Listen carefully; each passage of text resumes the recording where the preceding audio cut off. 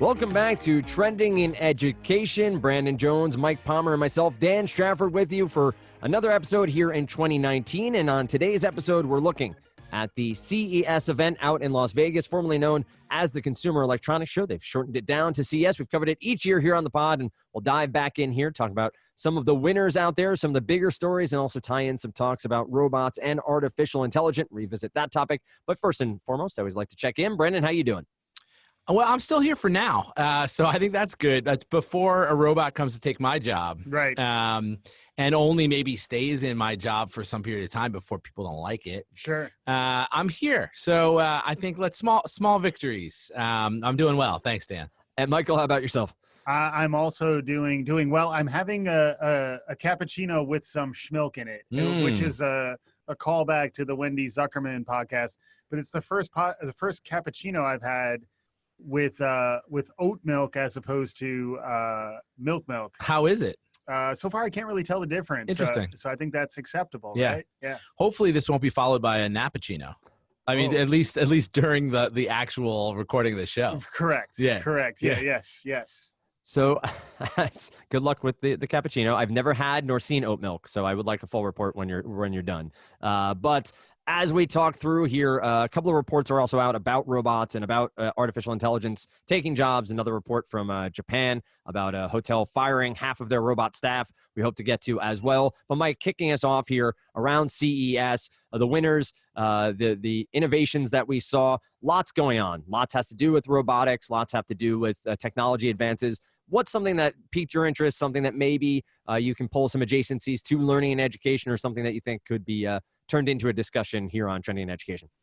Yeah, it's interesting. I mean, I think the absence of learning products as a category at CES, I think is interesting, just to begin with. So starting like top level, there are certain categories of gadgets, which the Consumer Electronics Show is really about gadgets and appliances and so forth. And everything is becoming smart Internet of Things enabled. I do think it's interesting that, as we were prepping for the show, we were looking for learning assets and learning products. It's surprising to me how far behind learning is behind all the other more innovative aspects of CES. It's a way in which, like, the fact that this is the third time we're doing this, talking about the Consumer Electronics Show from a learning lens. I keep waiting for somebody else to do what we're doing so that we can crib off of them. And it seems like the world is slow to move in this direction, where like there's a lot more like technology about sleep or technology about sensors and wearables. And it's surprising to me the absence of the learning perspective as the world is very much seems to be pivoting towards self-improvement and, what can I do to make myself better? I'm surprised, first and foremost, by the absence of really a learning and education lens to new technology and new consumer electronics, new technology. So that's probably my first area of interest. I wouldn't even say concern. I just think it's surprising in some ways, and I always see those surprises as a little bit of an opportunity to. Maybe that's an opportunity for us to focus on that. And then one of these years, we're going to make it out to Vegas in January. Yeah. I feel like in our merch, which Dan, I'm looking at you here, buddy. I feel like CES next year should be one of the things that you can buy. A CES next year shirt, Trending in Education. We'll get there eventually. Just picking up on that for a second, Mike, and then I've got another point, which maybe we can defer or come back to. But I agree. I think it's interesting. I wonder if a lot of the gadgets, as you mentioned, were around health and health monitoring. There's a lot of heart health stuff. All of the wearables are essentially to monitor health. The sleep stuff is health related. Yeah. I wonder if that's sort of at the vanguard for some more like core learning focused gadgetry in years to come. Yes. Learning about oneself and I would say tracking, your sort of biometrics is a learning activity in a way. I wonder if that opens the door for more sort of introspection, about other things that you can quantify, measure, in lots of ways that we've talked about on pods past about your sort of learning scorecard. Yeah. I wonder if that portends good things for learning. And I agree, not an area of concern necessarily, but an area of interest. Yeah. Opportunity maybe. An opportunity, yeah. People may be getting primed. If everyone's wearing a watch that tells them about their heart rate and their number of steps and everything, like it's not, the bridge is less far to them having something that is measuring their sort of learning readiness, even from a biometric perspective, like how engaged they are, how leaned in they are, like they can get some of that same kind of feedback. That may open the door to some more things. Yeah, that's interesting. I think that's spot on, because like to me, the thing I think we've talked about it, but we haven't necessarily focused on it in a particular show, is mindfulness. And like I feel like that might be the entry point for I think that's right. the monitoring. So like you're already through the mindfulness movement, and I call it a movement by this point. Like it seems like last few years have been a really renewed focus on that. When you get a biometric, to your point, around like your brain, I mean, it's not even necessarily your brain, it's your whole body, like your pulse rate and your readiness to sort of comfortably consume new inputs cognitively. I think we're right on the cusp of that. Again, this is always our Kickstarter episode too. So like if we did want to get something going around like a learning monitor for next January, that's another way for us to get to CES, is that we actually launch a product. Right. That at this point, like that would be no less likely than the other ways. But I think that's right. I think there's interesting to see where we could go based on where we've recently been. And we've talked about our prediction show. So I think Saber learning, right? So I think we're saying it'll be like a February. Is that your bold prediction that our prediction show is coming? Predict that we will do a prediction show. Yeah, it's good. And I think last year we did it right around end of January, beginning of February. Right. So like, I feel like probably like early February, we'll do our prediction show, but maybe like we're starting to get tuned in enough that the stuff that we're tracking might signal, okay, and now we think the timing is right. The iron is hot. What do you do with a hot iron? You brand something, I guess, right? Or you iron things. You get the wrinkles out. That's right. You get the wrinkles out. Yeah. But it does feel like, it's always interesting when you look at the Consumer Electronics Show, in some ways how narrow the focus is, because now it's like smart appliances, like it's the Internet of Things and sensors. Right. And everything is like, we were talking to a colleague of ours, Kyle. You know Kyle. I know Kyle. And Kyle was at CES. We may try to get a little bit of Kyle in on good. the CES show if we can. Otherwise, we may follow up with him later. But he's talking about how there's like a smart bidet. And like, to me, when I heard smart bidet, I was like, does that mean it's looking for a new line of work? Like what exactly is involved in being a smart I got to get out of this business. Oh my God, how many of these can I deal with before I enter a new line of business? But it is interesting how it's like a smart whatever. One of my favorite products, and I know you guys are ready to knock me for this, is in the wearables category, the Willow wearable breast pumps. There's no knocking. Go on. Knocking. There was pre-tape knocking. we're not going to talk about, but yeah, I mean, it solves a real problem. Yeah. And the idea of wearable tech, I mean, people are trying to figure out, sometimes it misses. I remember last year, I think LG famously had a really dumb smart refrigerator. Right. So like the smart refrigerator was supposed to be amazing, and instead it was choking on stage. It was failing miserably, but it's sort of that technology enabled versus technology driven innovation. Like just because you can make a bidet smart doesn't mean we're all desperately in need of a smart bidet. Right. But it does feel like wearable breast pumps. I mean, the biggest problem, and again, I promise I'll get out of my wearing my breeder badge too predominantly, but it is a real problem that like liberating an early mom from being stuck in her home is a real problem. For sure, absolutely. And then the idea that you can breast pump while on the go and not actually both hands free, like it's solving a real problem. For sure. And like, what are some other examples of that in terms of problems that need to be solved? Absolutely. Is what I'm always fascinated by, because like lots of times it's focused more on the technology and the solution. It's not necessarily focused on the problem. So I'm gonna dial back my breeder oriented Well, takes. it But reminds me of a car show or a concept car show a lot of the times. It's not necessarily these actionable things that people are going to go out and buy. And I think Wired had a very good article of gadgets you can actually buy today from CES, like things that you could go out and purchase or get into your life. And that's more interesting to me than necessarily what a theory on something like the failure of the smart refrigerator, though you do see them cropping up more and more if you go to a hardware store or a furniture store. There were a couple of things I found really intriguing. There was one, the Harry Potter Kano wand. We actually bought my oldest daughter this year, which was one of the innovations that got recognized out there. It's very cool. So it is a learning device where you put the wand together, and then with a tablet, you teach the child how to code on the tablet, and they get to do the actual spells from Harry Potter, and it mimics it on the tablet. The other one that you just talked about, wearables, I'm trying to find the write-up on it, was almost an exoskeleton for the legs.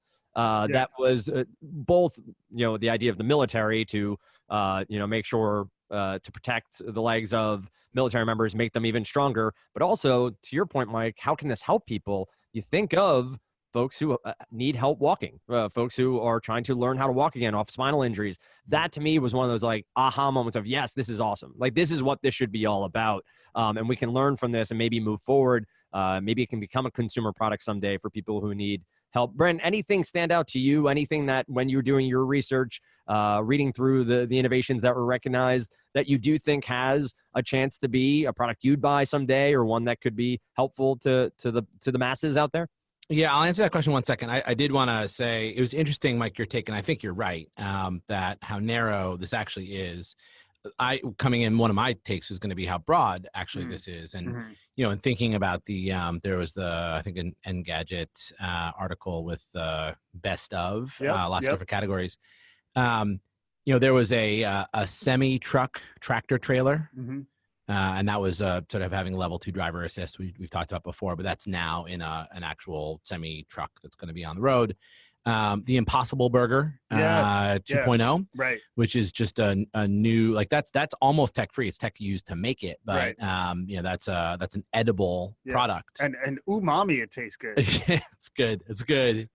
And there was a bread machine, something that produces bread at 12 loaves an hour or whatever.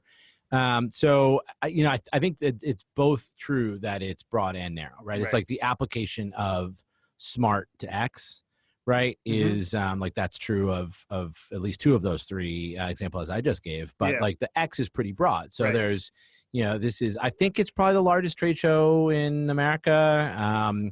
And so not surprisingly, it's not just about robots, although I do want to come back to robots. We're going to get there. But I thought it was interesting. You've got both a hamburger and a tractor trailer. Like those are, or is it called what's the thing that drives the thing?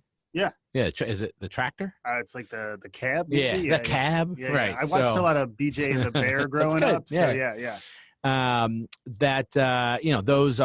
Those are pretty broad. For sure. In terms of the question you asked, Dan, about are there things that I would buy? I mean, I think that some of the household stuff around audio systems or like the smart alarm clock, I think those are pretty interesting, and those are shippable. Those are products that ship today.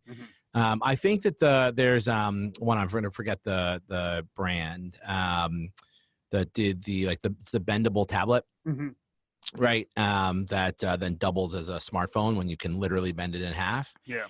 I think that, so this is a interpretation of the question you asked, Dan, but like, I think that technology, if they can really make truly pliable product like that, that enables wearables for more than just your wrist. Yeah. So there's the whole assisting people who, need assistance. I think that's already a shippable category that's interesting, but I've sort of sci-fi future, but I imagine that you're wearing, like armlets or leglets or whatever that have that are tech enabled, that either capture energy or are doing something related to your locomotion that I think is going to be really interesting. It comes back, Brandon. Smart dust. Yeah, it I comes was back to gonna go there, Dan. Yeah, yeah. Smart dust. It's gonna happen. well, admittedly, smart dust is your everything for any need. Exactly. But I think um, just thinking about getting that into fiber, there's like haptic applications of it. I think we're not, once you can start literally bending your cell phone or your tablet in half and putting it in your pocket and sitting down on it and not worrying about breaking, you're not that far from me being able to have that technology embedded into your actual clothing and or instead of clothing as something you might wear instead. I think that's interesting. That's not today, but that may not be too many tomorrows away. Exactly. Yeah. I mean, I think, and getting back to the point about sensors, which was one of the main themes, and I definitely want to get into the robots, but like sensor technology is taking off. And like if you're talking thematically about the Consumer Electronics Show, what was most interesting outside of like the traditional home electronics, like so TVs are getting better. The LG TV sound that fits into the sound bar, so like a retractable TV. That seemed really cool too to me, both as that's something I would buy, and it's also seems to pick up on the theme of screens as an intrusion. So like if you can hide the screen behind the sound bar, and then also ties to the prevalence of the sound bars and audio and immersive audio as a theme. I think that is really interesting for us as a podcast, and then also folks who have talked about the power of audio as sort of another dimension or mode to deliver content. But to me, the thing that was most like at a macro level, most interesting is just the profusion of sensors and the idea that those sensors haven't yet cracked the cranial nut, so to speak, so that like what kind of brainwave activity can we pick up on, which I know was like the provenance of charlatans back in the day, but it does feel like we actually are emitting energy when we think, and if there are ways for us to tap into that without, I know you're on board with breaking. Plug it in, baby. I'm ready. But for those of us, break the skin. I'll wear a hat that will measure my brain I want activity. a Neuralink right into my skull. But it would be pretty amazing, even before you can download the information, if it's more to your previous point, where it's just like your ability to maximally consume new cognitive inputs, and then almost like your alarm goes off and it's like learn now, like something like that. We got to be right on the cusp of it. I think so. Yeah. It's also to Brandon, what you're saying before about the idea of wearables and tracking and learning. Can we do the same? And this may be the bridge too far for me from a technology and invasive standpoint, but can teachers tap into technology with their students? Like Mike's saying, can we track the brainwaves? Are students connecting with the information the teacher is giving to them? Are they stimulated with the discussion in classroom, or are they not? And can teachers start to pick up patterns and pick up better ways to teach as we move forward? Would be really intriguing. Micah used the phrase all the time, technology enabled rather than technology driven, would be really intriguing there. That idea is interesting too, Dan, like where like, is it at an individual level or at the aggregate level? Right. Because like, otherwise I think you might be like, okay, Dan, you need to walk outside for a little while, but Brandon, you're ready to learn right now.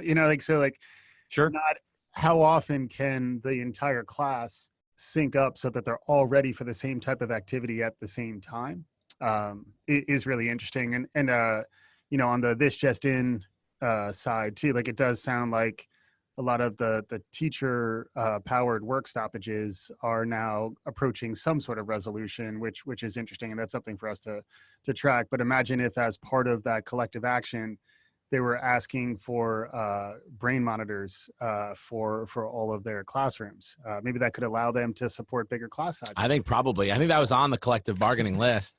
There's an interesting thing, and I next want to talk about robots. So I'm going to say we're almost done not talking about robots. I can't wait until we're done talking about not robots. Yeah. But I think it's I think there's some interesting implications for dashboarding around all this. Right. So like the more we can measure, the more important that becomes, because what none of these things do is, at least that I've seen yet, is give you more time. Like I get that they're giving you time back in your life by making things easier, but like your life is however long it's going to be. And maybe it's longer because you have monitored your body and lead a healthier life, et cetera. But, I think it would be a bummer if you spent a significant part of your life monitoring inputs from your life rather than like going out and enjoying that next experience, having a conversation with a friend or family member. Like you're like checking your vitals. Like, boy, what a boring bunch of people will be if like we're always excusing ourselves to go check our vitals. So I think like the dashboarding and quick signs on that is going to need to be really important. I really like that too, in that a lot of it seems to be from the perspective of risk management as opposed to opportunity management. So it's always like, how likely am I to have a stroke? And it's like, oh crap, like I might have a stroke. Like I wasn't worried about that, but now that I can monitor this, oh, thank you for letting me be anxious about something. But if instead it's more like, you know, get to know your own rhythms and try to tap into when you're most able to kind of unlock something new in yourself. I'm excited to see where that goes. Me too. And I was surprised how much the sensing, even around sleep, it does seem like it's basically like they want to get everybody like sleep apnea apparatus. You know what I mean? Because it's not really about trying to optimize your sleep. It's more about, oh, you actually have a sleep problem. Let's get you to fix it. Like, how do we sort of reposition that as more of a... Well, the extensibility of those sleep monitoring devices is selling you corrective sleep aids, right? So like there's a definite hand-holding in those two industries. And that's kind of the next level on the consumer electronics show too, because like ultimately it's about crap they can sell us. Right. I mean, the consumer part is like implied. It's not like the social good electronic show. Right. So I got to talk about bots. Let's do it. So there are a couple bots that were winners here. I won't talk about all the bots, but the two bots that I want to talk about. So this Samsung Bot Care, which is basically something that measures your family's health. So including things we've talked about. So someone, sleep, some of the things like blood pressure, heart rate. It can determine if someone's fallen. And I think in an aging population and with elderly care being something that is one, more prevalent, and two, unregulated, and three, not easy for all the reasons. That's really helpful. It's also a really cute bot. Like it has a digital display that makes it look almost like a face, at least as I anthropomorphized it. And I think the sort of pleasing sophistication of how these robots are built, that's going to be important. Like I like how it looks, therefore I'm more likely to have it in my home. The other one quickly, and then I'll stop talking about robots just for 1 minute while I listen to someone else talk about robots.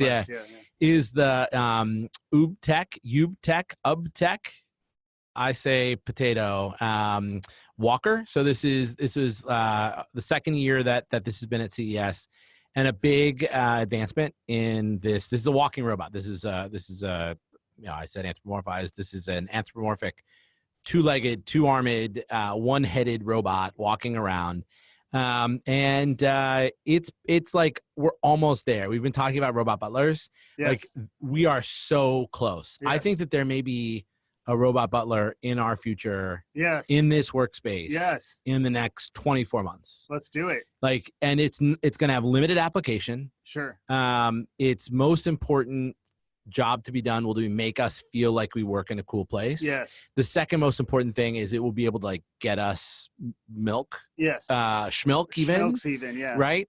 So it's limited, but I'm really excited. It's coming soon. And it reminds me very much of the Uncanny Valley, which we've talked about on a couple different shows, but those robots still look like robots. And that's not because they can't look more like people.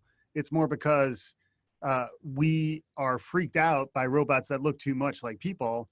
But if they have like LED eyes that emote almost in a cartoony, caricaturish way, they stay out of the valley. But they still are evoking some sort of, it's almost like the equivalent of like an emoji.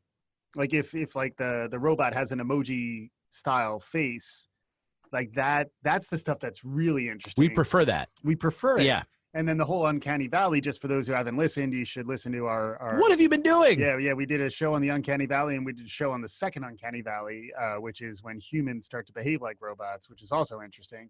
But the idea that as the robot starts to look more human, they start to freak us out. And in Yeah. fact, when we did our Westworld show, we also talked about the Uncanny Valley and the Valley Beyond. Basically, we've only talked about the Uncanny Valley. Like if you go back to any of the back catalog, there's going to be some Uncanny Valley. Yeah. But I mean, but it is interesting when Yeah. we talk about robots to this extent, and like the emotional design of the robot is interesting because the advanced robotics nowadays could really start to get close to data from Star Trek, Right. but they're purposefully, in some cases, they're trying. I think Sonya is the one that's out there that actually looks. Sophia, I think, is the one that's out there that was in like this big conference in Saudi Arabia. I remember where like there was like a robot talking. Oh, yep, It was yep. freaking me out because she looked like a creepy robot. Yeah. That was the Uncanny Valley. But it is the emotional design, to your point, of our robot butlers is going to start getting really good because the concept of the Uncanny Valley is there. So like if we need a name like Jeeves, I'll call him Jeeves for now. For now. But like if Jeeves like rolled in here with like frappuccinos for us right now, he would not look human, Right. and that would actually be So much better. comforting Yeah. for us. But yeah, I mean the whole robot the robot action that's happening now is interesting. And then the related article we wanted to talk about, Dan, was that there now are, in addition to Robocon, who we've talked about again, Pour one out. get out our back catalog if you want to learn some to Robocon. But to Robocon was an example of a test prep robot who became obsolescent / obsolete. Now that's also happening in Japan again. This time with there was a robot hotel. Yeah. Bad job by us not covering the robot. I know. hotel. I can't believe we haven't done this. But now they've laid off. They laid off the Raptor housekeeping, or like, it's like it's not just the dinosaurs. So No, it's yes, so there's right. Churi. yes, I'm not sure if I'm pronouncing that right. Churi. yes, That was the really anthropomorphic woman who was like a front desk assistant. Yes. They laid her off too. Yeah. Because she Don't- kept on. Yeah. She kept on like to the point where it creeps you out. She was like going to up to guests and interrupting them. Yeah. Right. Which Right. is so that's like she's a rude dude. It's awkward. And there was one that kept going to one of the guests who was snoring and kept waking him up and saying, "I'm sorry, I didn't get that. Can I help you with something?" So yeah, I like that there's this hotel so it laid off half of the robotic workforce, which Right. means there's half of the robotic workforce. Right. I'm not that good at math, but I think if you lay off half, you've still got half left. Right. So they aren't all out of business. No, and it does make me wonder about. I mean, we're advocating for teachers. We haven't yet decided to advocate for robots, but Do they how unionize? far- Yeah. collective action, right? And like collective action by robots is a recurring science fiction theme. Yep. Thus far, they haven't been organized, but that's also going to be a matter of time, right? That is what the science fiction movies definitely tell us. There was another article that was out, or at least a report from the Brookings Institution, that roughly 36 million American jobs with high exposure to automation also read potentially as robots there. So another sort of not sky is falling, but be aware that you need to upskill, keep the learning moving forward, continually try to advance your career to try to stave off being eliminated by the robots that are coming. A great story, the Japan story, I'll share it on Twitter, is a great one about the hotel there.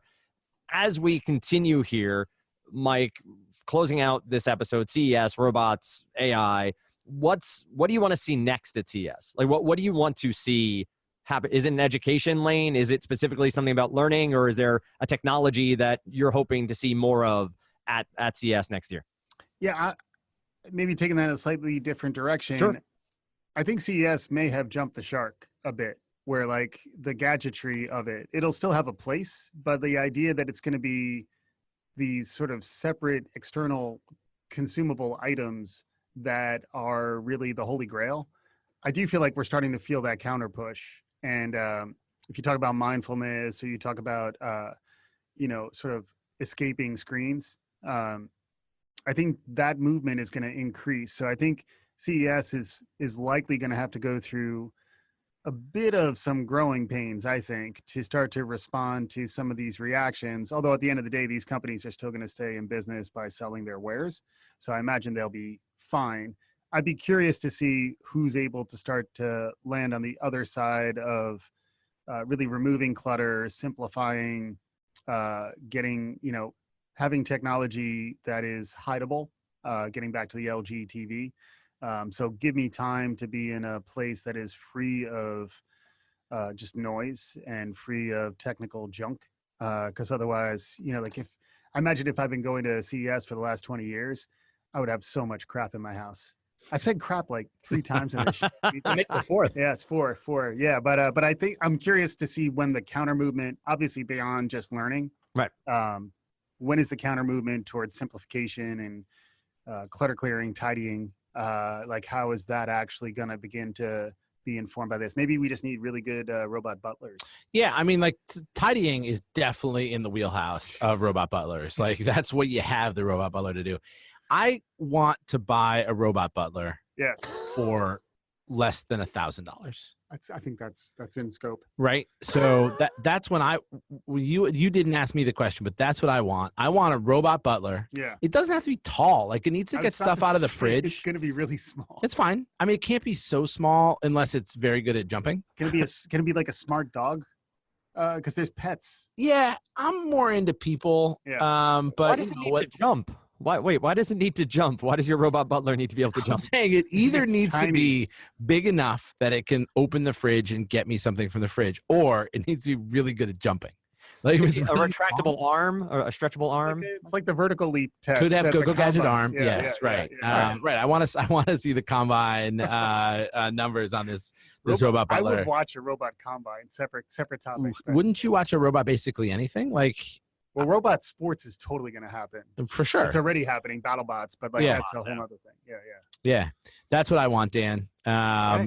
CES next year. Let's make it happen. Sign us up.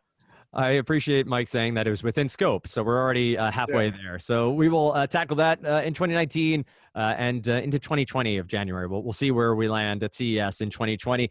Great episode. You can always find more from us over on Twitter and on Facebook at Trending and Ed, trendingandeducation.com. And Podbean is our host site for audio. You can find us on iTunes, Stitcher, TuneIn, across all the podcasting apps. Back with you next week with a brand new episode of Trending in Education.